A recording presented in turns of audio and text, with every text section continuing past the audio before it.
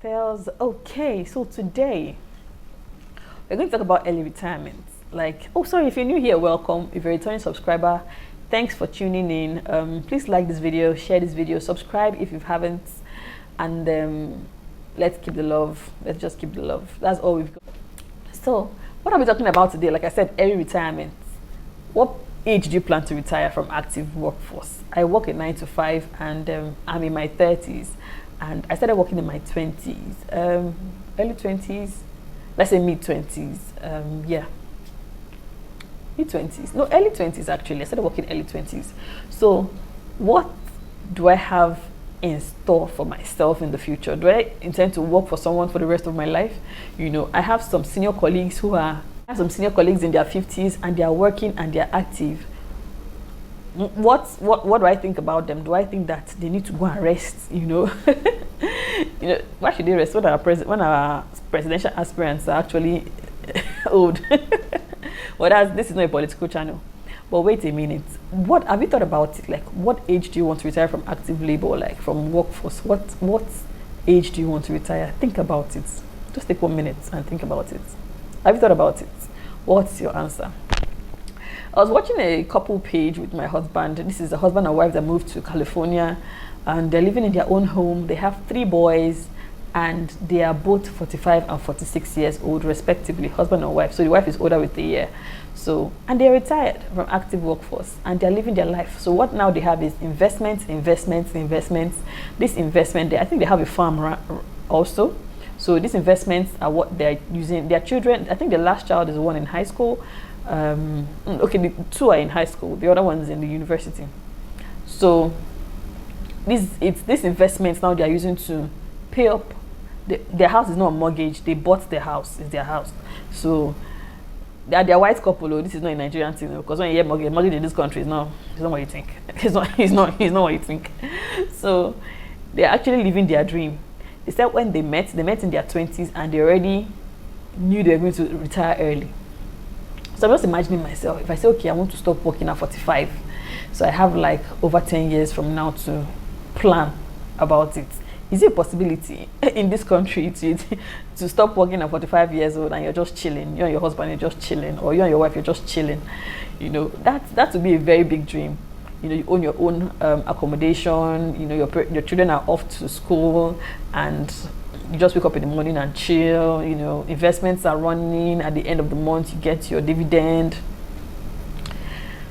That's actually the life. Then you cannot even start doing things that interest you. See, at the moment, so many people are working jobs that they don't like. That's just the truth. So many teenagers, not teenagers, so many adults in their 20s, in their 30s are doing jobs they don't like, because they just need to harvest that income. They just need to get that moolah. So that's why they are doing that job. You know, so do you want to keep doing that job in your 50s, in your 60s? This job that you don't like, this job that you detest so much, how long do you want to keep doing it? When I got into the bank, my stats I think were 32 or so, thereabouts.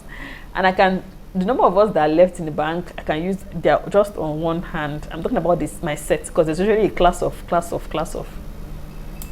can count them on one hand. So, so the rest of us, what's the plan? And it's not as if those ones that left, they are not working anymore. They are working in various organizations as well. Some of them have established businesses of their own. So yeah. So I've thought about this retirement thing, and I can only give pointers to it. And the first thing I'll say is work hard and smart, in the sense that work hard early. You know, I see some people snoozing in their 20s, buying away time. It's not as if government is giving them any job. I'm talking about in my country now, my home country, Nigeria. Government is not doing anything for them. So, you know, after school, they just want to chill. You know, some people just end up doing from one course to another course, you know, just spending their parents' money in the in the guise of learning, you know, because they don't want to really face the reality of the workforce. So you say, I'm doing my master's in so, I'm doing this course in so. Bruh, go and get some experience alongside. You can do these jobs part-time, you can do these courses part-time. Go and get some experience. There's people who don't really have any active work experience, and they're just buying time in their 20s, and when they not enter their 30s, they're not looking for jobs. A lot of jobs now are looking for younger people, and except you have experience. So experience comes with age. You know, if you're getting a job with a lot of experience, they don't expect you to be that young realistically. So imagine you don't have the number of experience and you're not young. You don't even have the age. What do you have to offer later in life? There's nothing too late, don't get me wrong. I'm just saying that in your 20s and your 30s, develop the sense of, you know, work. You know, if you don't want to go for paid employment, start something on your own. Research and see, okay, what is actually what use can I be of to the society, and begin to create a niche of a business around it. You know. That said, okay, what I said, work hard. Now work smart.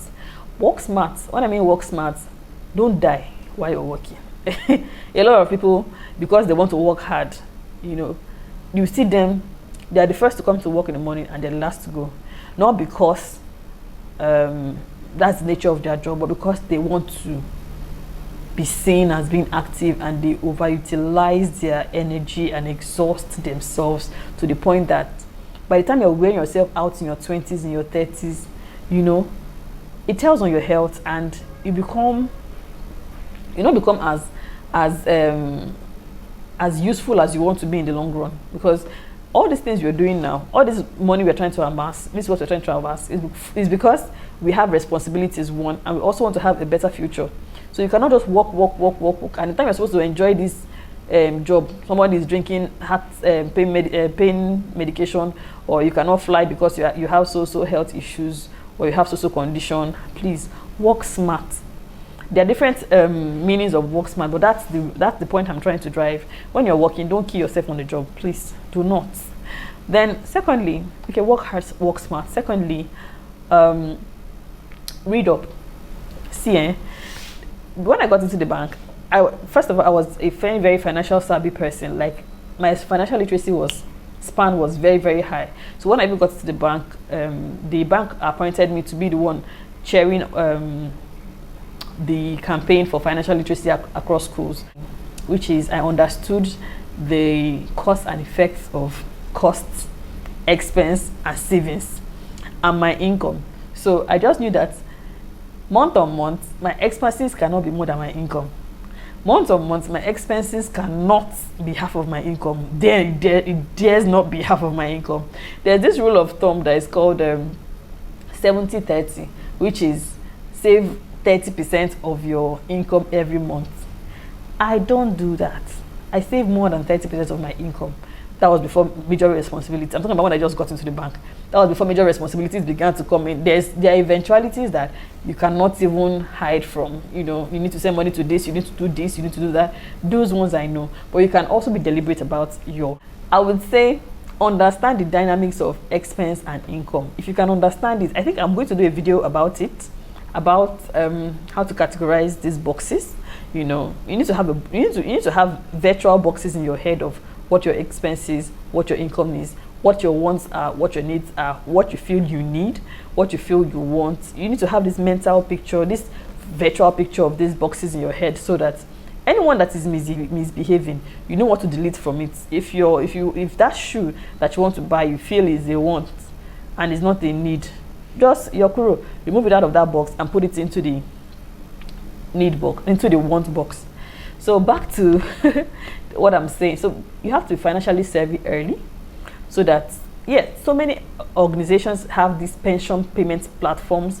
There are so many pension organizations that your companies have registered you to, where at the end of the day you have some money, you know, kept for you from your salary, from your monthly salary, that can cater for you in the long run, you know. But it now depends on you. Every company, all these things, they have their own particular retirement age. You know, I think in Nigeria, is it 65?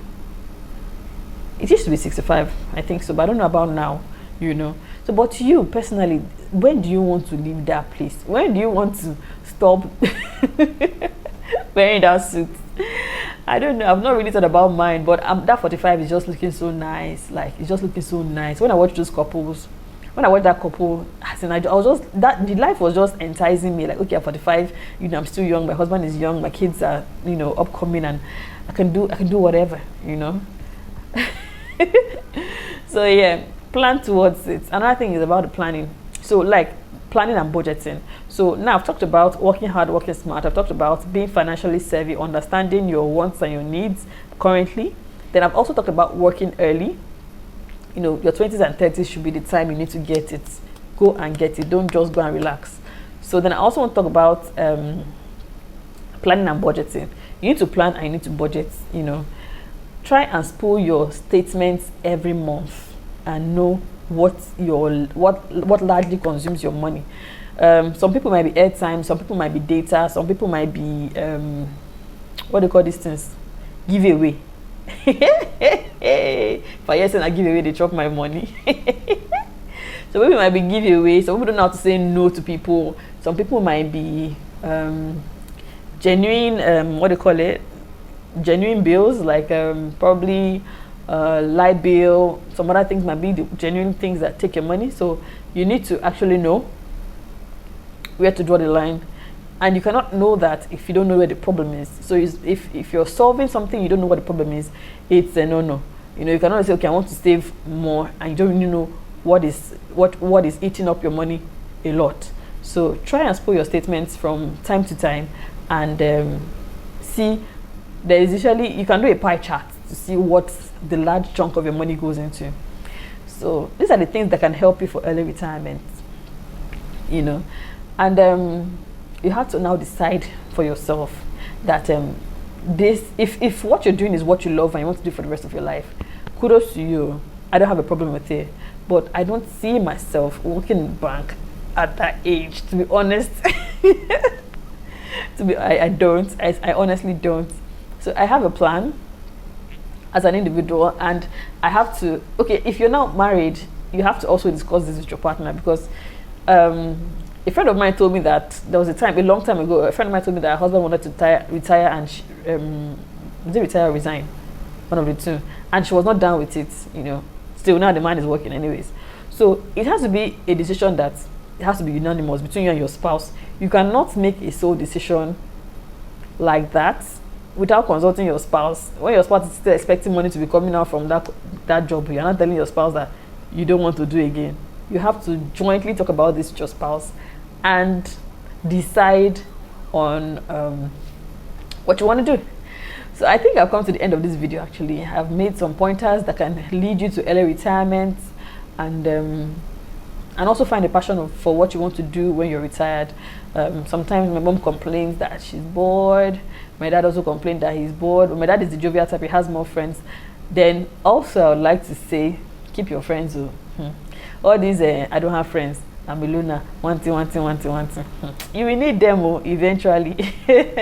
My dad had friends. He's a people person in a way. Why I say in a way, you get why, you get reason.